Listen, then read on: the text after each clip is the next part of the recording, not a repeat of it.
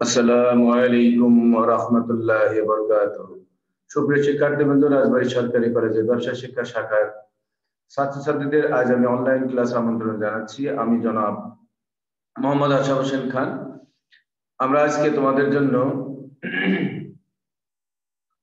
Finance, banking এবং বীমার স্বল্পমেয়াদী অর্থায়নের সৃজনশীল আকারের যে সমস্যা এবং তার সমাধান নিয়ে হাজির হয়েছি।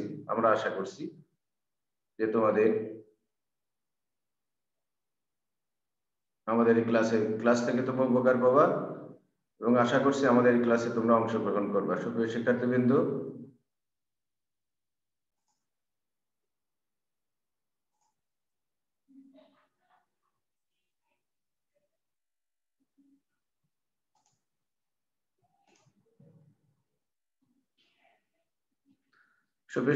আমরা তোমাদের জন্য যে স্ক্রিপ্টটা রেডি করছি সেটা আমরা এখন দেখব। যেহেতু আমরা পাওয়ার পয়েন্ট উপস্থাপন করি, আমরা পাওয়ার পয়েন্টে রেডি করছি, তোমরা দেখতে পাচ্ছ। সুপ্রিয় শিক্ষার্থীবৃন্দ, স্বাগত জানাচ্ছি পুনরায় আমাদের এই অনলাইন শ্রেণী পাঠে হিসাব বিজ্ঞান বিভাগ। আমার ঠিকানা দেখতে পাচ্ছি হিসাব বিজ্ঞান রাজবাড়ী সরকারি কলেজ রাজবাড়ী।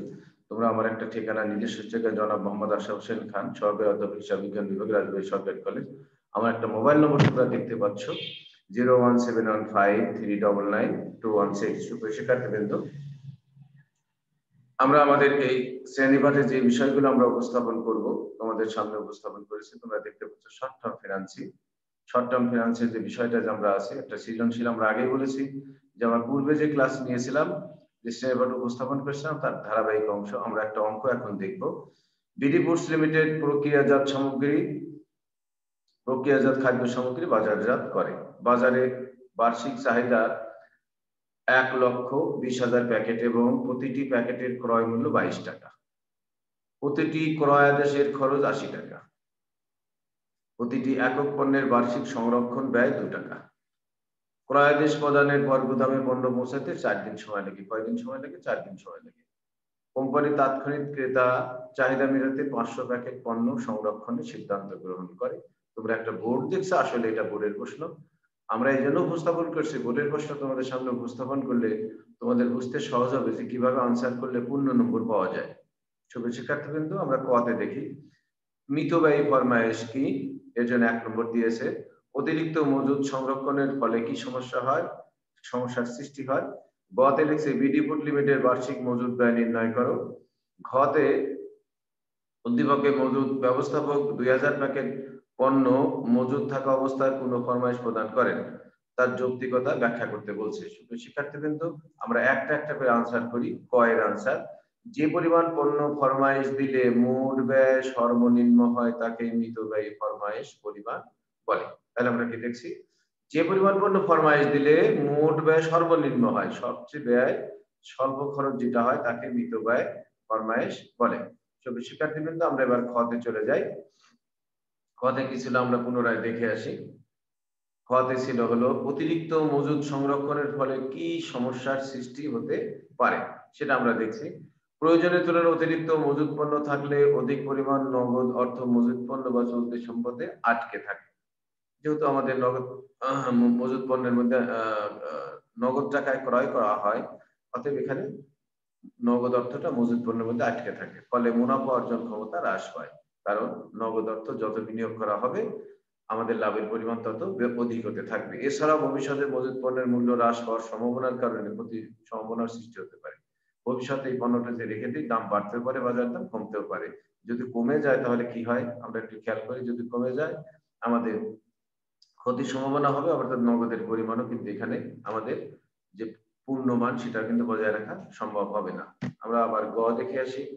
গতে বলছে বিডি ফুড লিমিটেড বার্ষিক মজুদ ব্যয় নির্ণয় করো। আমরা জানি মজুদ ব্যয়ের একটা সূত্র আছে, ইকোনমিক অর্ডার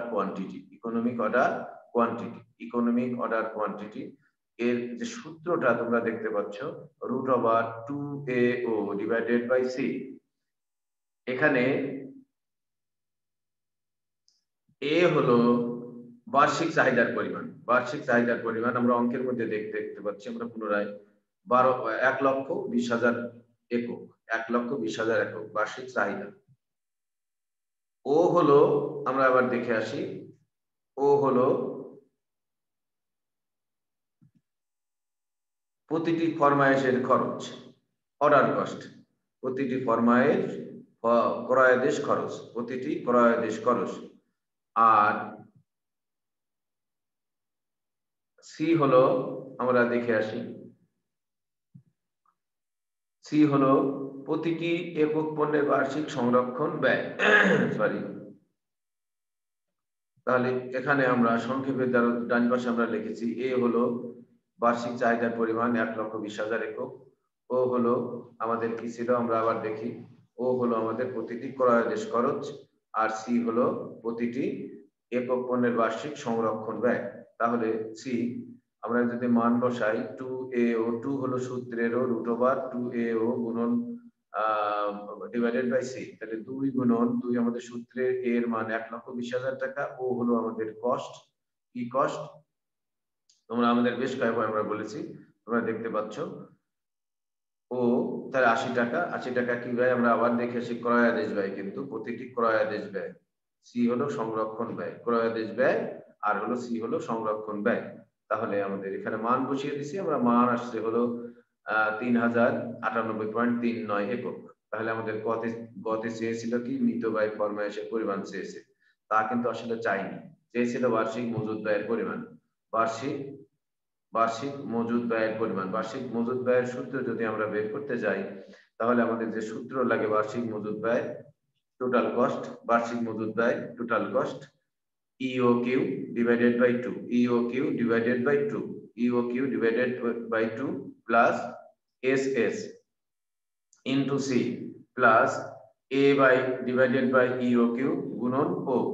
এখানে আমরা যেহেতু আমাদের মূল সূত্রটা এইটা, EOQ আমাদের লাগবে, আবার EOQ ইকুয়াল টু কত সেটা আমরা পূর্বে বের করে নিয়েছি। আমরা মৃত ব্যয় ফরমায়েশের পরিমাণ, ইকোনমিক অর্ডার কোয়ান্টিটি আমরা বের করে নিয়েছি। সূত্রটা তোমরা দেখতে পাচ্ছ, 2AO ডিভাইডেড বাই সি, আমরা বের হলো 3998 একক। এখন আমাদের এসএস এর পরিমাণটাকে আমরা দেখে নিই। এসএস এর পরিমাণ হলো কোম্পানি তাৎক্ষণিক ক্রেতা চাহিদা মেটাতে 500 প্যাকেট পণ্য সংরক্ষণ করেন, অর্থাৎ সংরক্ষণ যে প্যাকেট একক, সংরক্ষিত একক হলো 500 একক, সংরক্ষিত একক হলো এসএস, এসএস হলো সংরক্ষিত একক। তাহলে আমরা এর সূত্রটা কি, EOQ divided by 2 plus SS গুণন C plus A by EOQ into O. প্রত্যেকটার মানই কিন্তু আমাদের দিয়ে দেওয়া আছে। ইওকিউ এর মান আমরা এই মাত্র বের করলাম, কত বের করছি, 3998.39 একক। এরপরে সূত্রের 2 এসএস আমরা অঙ্কে দেখে নেই, এসএস কি হলো, এসএস হলো সংরক্ষিত একক, এসএস হলো সংরক্ষিত একক। তাহলে আমাদের এখানে আছে কত, আমরা দেখতে পাচ্ছি 500 একক। তাহলে 500 গুণন সি, আমরা আগেই বলেছি 2 এর সি এর মান হলো 2 টাকা, যোগ এ এর মান আমরা আগেই বলেছি 1,20,000 একক, ইওকিউ এর মান আমরা কিছুক্ষণ আগে ক্যালকুলেশন থেকে বের করে নিয়েছি, গুণন সি গুণন হলো ও এর মান হলো 80। আমরা পূর্বের অঙ্ক যেহেতু করেছি এজন্য আমাদের এখানে বেশি সমস্যা নেই।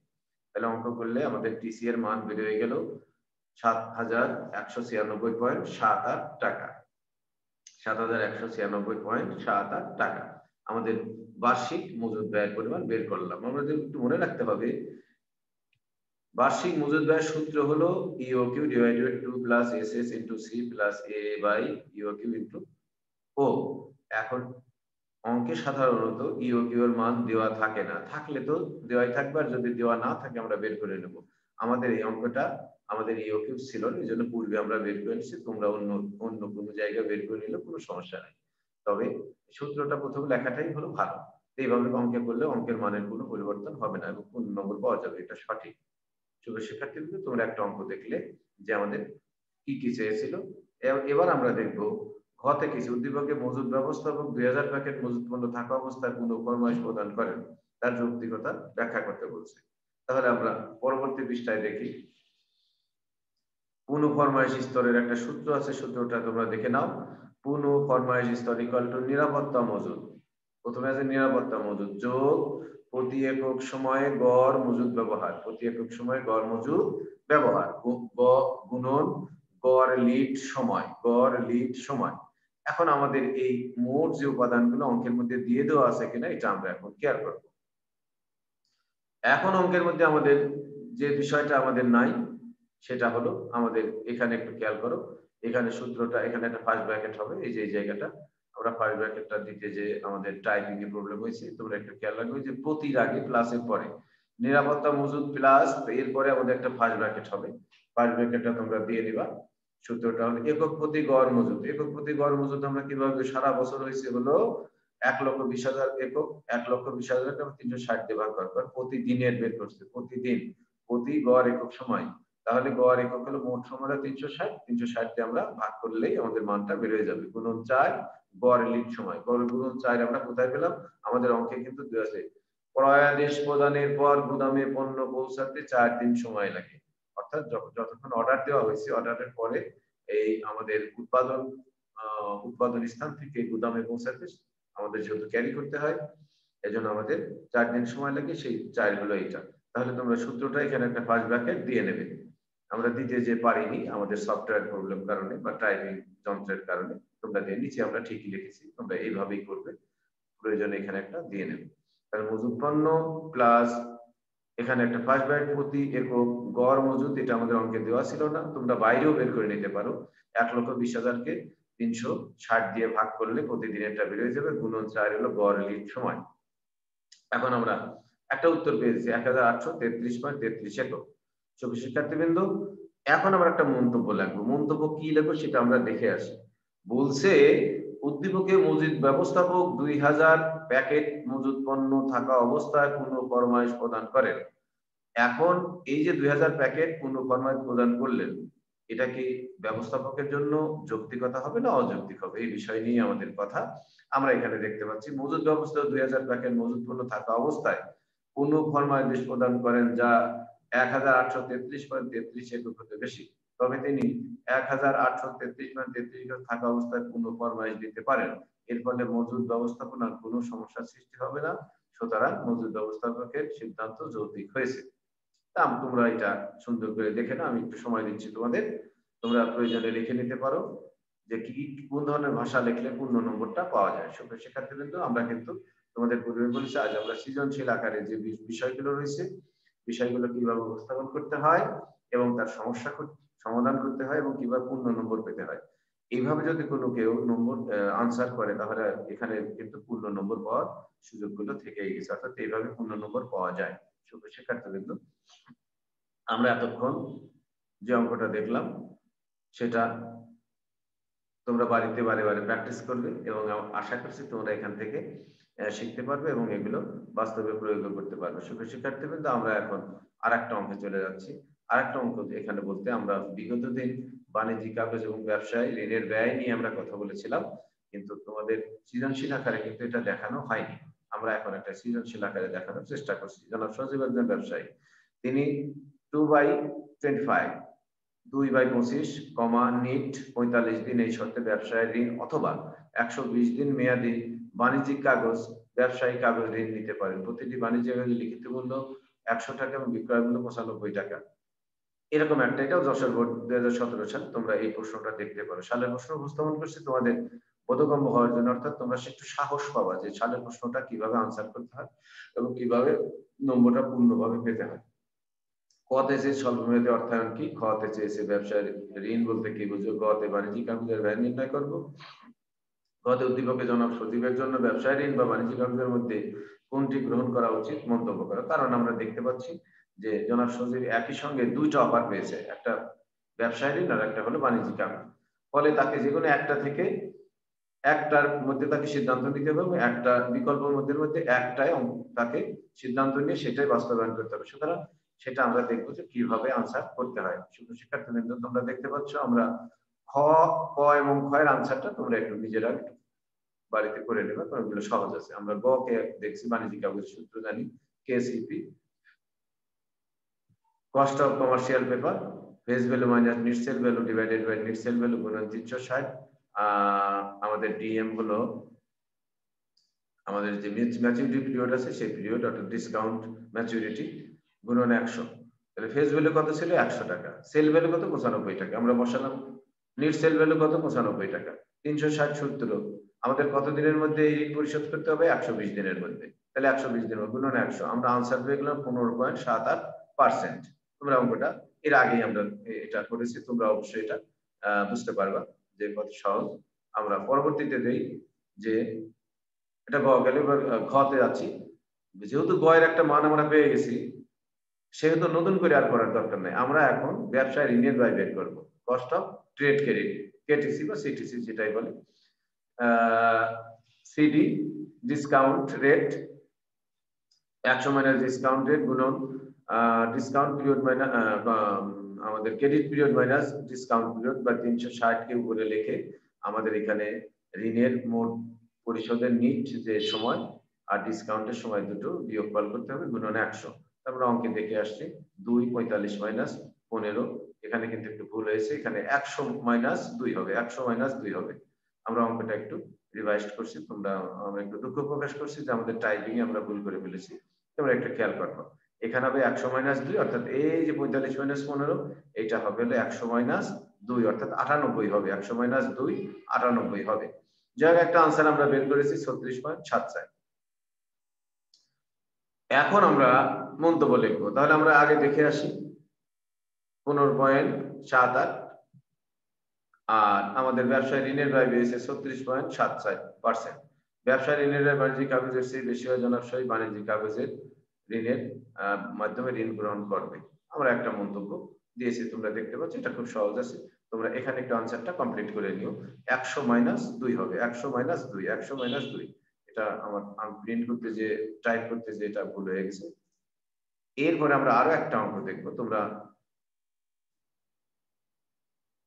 দেখতে পাচ্ছ বিডি ফুড লিমিটেডের ঢাকা বোর্ড 17। বিডি ফুড প্রক্রিয়াজাত সামগ্রী বাজারজাত করে বার্ষিক চাহিদা 1,20,000 টাকা, প্রতি প্যাকেট মূল্য 22 টাকা, ফরমাইশ প্রতি 80 টাকা। খরচ বহন প্রতি একক 2টায় ক্রয় দেশ প্রদানের পর গুদামে পণ্য বসে 4 দিন সময় লাগে। কোম্পানি ক্রেতার চাহিদা 1200 প্যাকেট পণ্য মজুতের সিদ্ধান্ত গ্রহণ করে। কোম্পানির মোট কার্যদিবস 300 দিন। ব্যবস্থাপক 2000 প্যাকেট পণ্য মজুত থাকা অবস্থায় পুনঃ ফরমাইশ প্রদান করেন। এরপরে আমরা অঙ্কটা করলাম। আমরা এখন দেখছি স্বতঃস্ফূর্ত অর্থায়ন কি, ঋণ রেখা এবং উন্নয়ন রেখার মধ্যে পার্থক্যকে। বিডি ফুড লিমিটেডের বার্ষিক মজুদ ব্যয় নির্ণয় করো। উদ্দীপকে মজুদ ব্যবস্থাপকের পুনঃ ফরমাইশের সিদ্ধান্তের যৌক্তিকতা গাণিতিকভাবে মূল্যায়ন করো। অঙ্কটা করে একটা সিদ্ধান্ত আমরা দিয়ে দেবো। সুপ্রিয় শিক্ষার্থীবৃন্দ, তোমরা ক এবং খ নিজেরা বাড়িতে একটু দেখে নিও। আমরা এখন করবো হলো মিতব্যয় খরচ, কারণ সূত্র আমাদের বার্ষিক মজুদ ব্যয় চেয়েছে। এর সূত্রটি ইওকিউ বাই 2 যোগ SSS into C plus A by EOQ into 0 ও বাই 0 ও 0 কিন্তু না, এটা ও ইওকিউ এটা ও। এখন ইওকিউ এর মান দেওয়া নেই, আমরা বের করে নিছি। আমরা আগে থেকে জানি ইওকিউ হলো 2AO বাই সি। এখানে হলো এ 1,20,000, ও হলো 80 টাকা আর সি হলো 2 টাকা।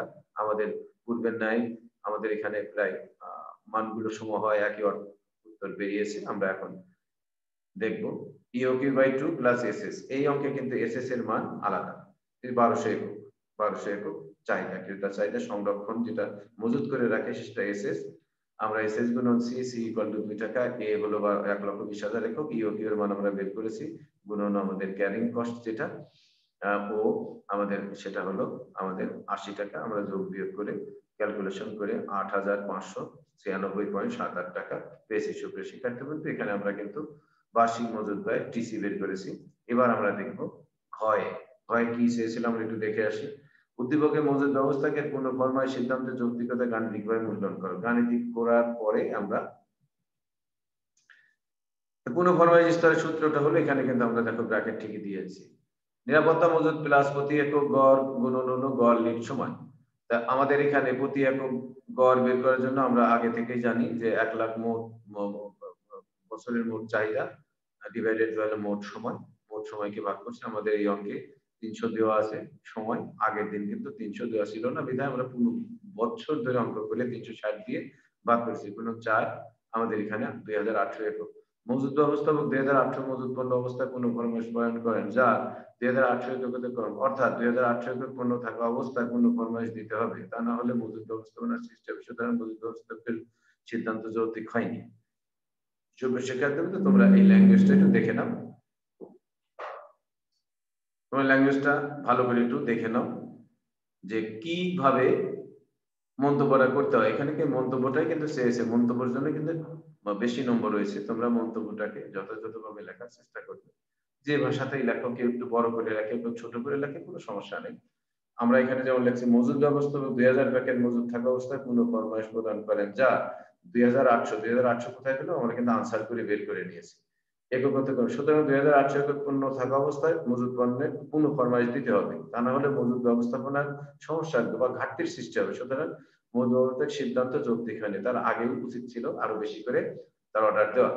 সুপ্রিয় শিক্ষার্থীবৃন্দ, আমরা ধন্যবাদ জানাচ্ছি আমাদের এই ক্লাসে অংশগ্রহণ করার জন্য। সুপ্রিয় শিক্ষার্থীবৃন্দ, যেহেতু আমাদের এই করোনাকালীন সময় আমাদের এইটাই হলো একটা বড় উৎস, এর বাইরে যেহেতু আমরা সিদ্ধান্ত নিতে পারি না, সুতরাং তোমরা কি করবে, এখান থেকে যতটুকু পারবো আটমোস্ট উঠে পড়ে আদা জল খেয়ে লেগে তোমাদের সামনে যে দিনগুলো আছে এগুলোকে কাজে লাগাবো।